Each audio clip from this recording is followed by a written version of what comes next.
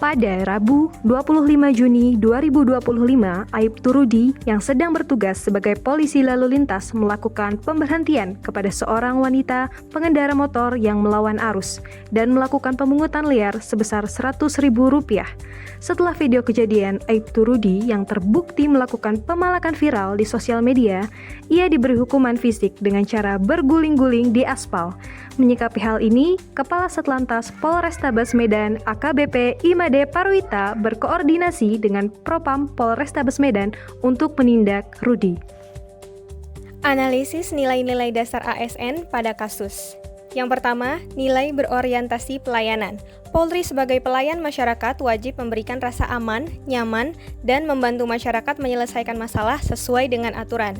Faktanya, oknum tersebut memanfaatkan posisinya untuk memperoleh keuntungan pribadi sehingga pelayanan menjadi sarana pemerasan, bukan membantu. Kedua, nilai akuntabel.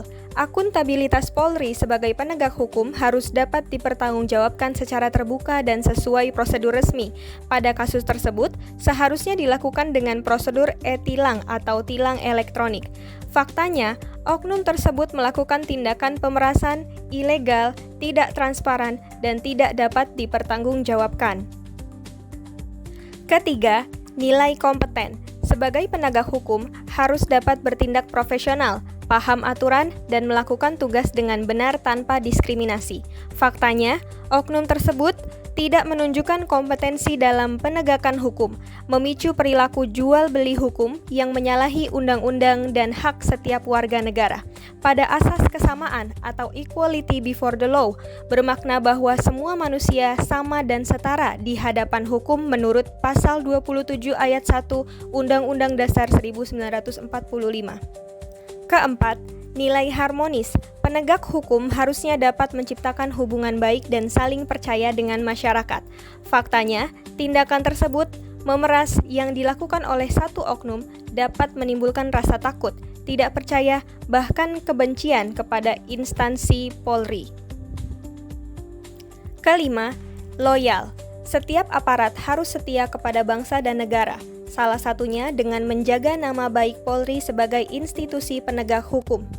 Faktanya, oknum tersebut melakukan pemerasan yang mencoreng citra kepolisian, berarti tidak loyal terhadap lembaga dan juga negara.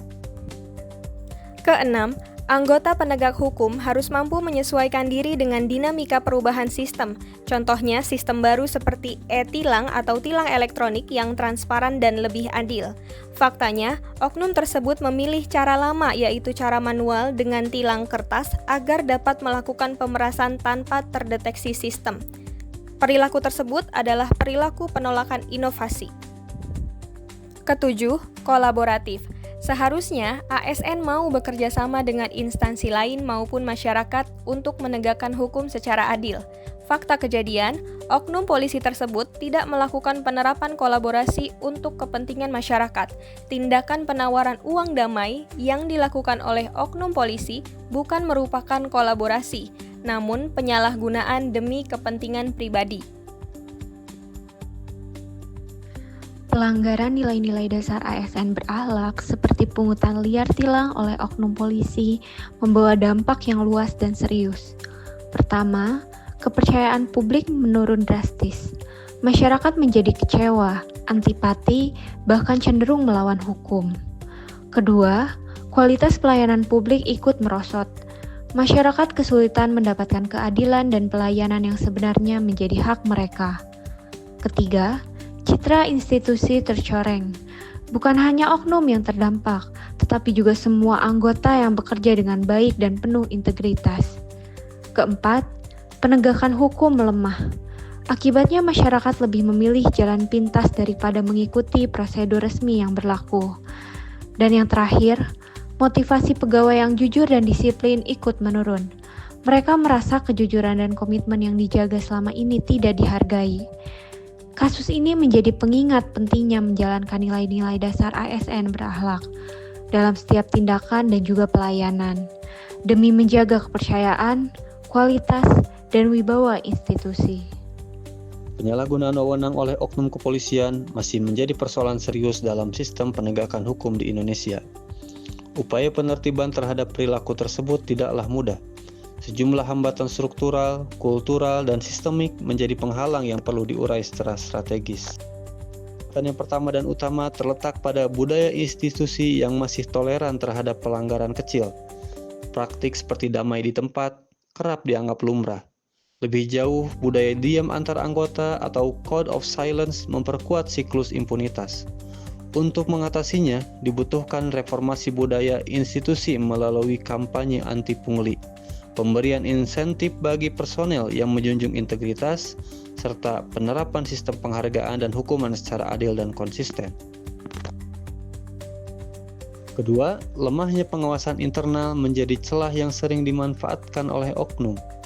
Divisi seperti Propam seringkali dianggap tidak independen atau bahkan tidak cukup kuat. Maka solusinya adalah memperkuat pengawasan baik secara internal maupun eksternal. Salah satu cara adalah membentuk lembaga pengawas independen berbasis sipil, serta mengembangkan sistem pelaporan digital yang memungkinkan masyarakat menyampaikan aduan secara anonim.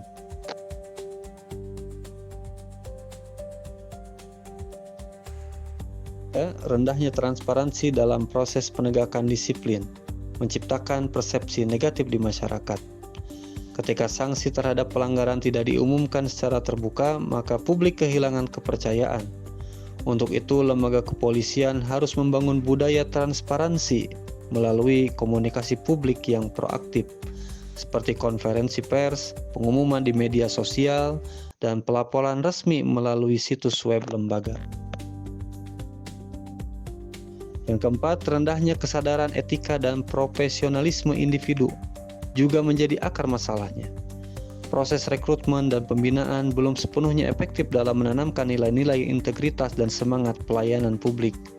Oleh karena itu, perlu dilakukan reformasi kurikulum pendidikan kepolisian dengan fokus pada pelatihan etika profesi, integritas publik, pelatihan empati, serta pemberlakuan sertifikasi kompetensi layanan publik.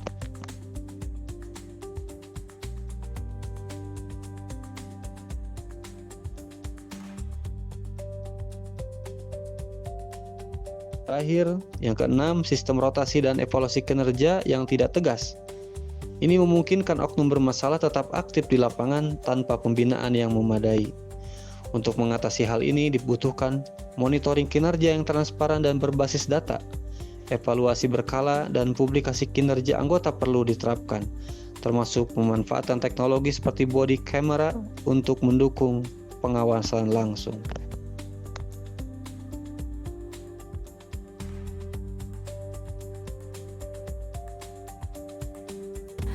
Berikut merupakan rencana aksi aktualisasi nilai berakhlak dari kasus yang telah dipaparkan.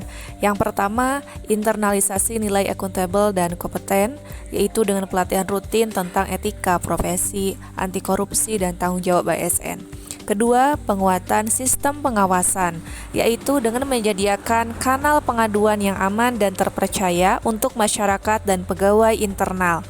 Tiga, keteladanan dari pimpinan, yaitu pimpinan harus dapat menunjukkan sikap integritas dalam keputusan dan juga tindakan sehari-hari. 4. Sosialisasi nilai berakhlak secara berkala, yaitu dengan apel pagi atau briefing rutin dengan penyisipan materi tentang nilai-nilai inti ASN. Kelima, simulasi penanganan etika dan kasus pelanggaran, yaitu dengan melaksanakan pelatihan simulatif tentang bagaimana bersikap saat terjadi pelanggaran kode etik, termasuk bagaimana melaporkannya. Berikut kami berikan contoh rencana aksi aktualisasi yang relevan dengan profesi guru di madrasah, yaitu yang pertama, akuntabel. Contohnya, tidak menerima imbalan dari orang tua atau wali murid untuk menaikkan nilai. 2. Kompeten, dengan mengikuti pelatihan guru profesional secara rutin baik mandiri maupun melalui madrasah. 3. Harmonis, yaitu memberikan nasihat dan teguran kepada siswa dengan pendekatan bijak dan mendidik, bukan memarahi secara kasar. 4. Loyal, yaitu melaksanakan tugas mengajar dan pembinaan karakter dengan disiplin dan ikhlas tanpa pilih kasih. Yang kelima, adaptif, yaitu dengan mengintegrasikan teknologi dan menyesuaikan metode pembelajaran dengan kebutuhan siswa, termasuk anak berkebutuhan khusus. Berikut kami beri. Lalu yang keenam, kolaboratif, yaitu aktif dalam kegiatan KKG atau MGMP madrasah untuk berbagi praktik baik dan mengembangkan program madrasah bersama rekan sejawat. Yang terakhir yaitu berorientasi pelayanan dengan memberikan layanan belajar secara adil dan ramah kepada semua siswa tanpa membedakan latar belakang ekonomi, kemampuan akademik atau status sosial.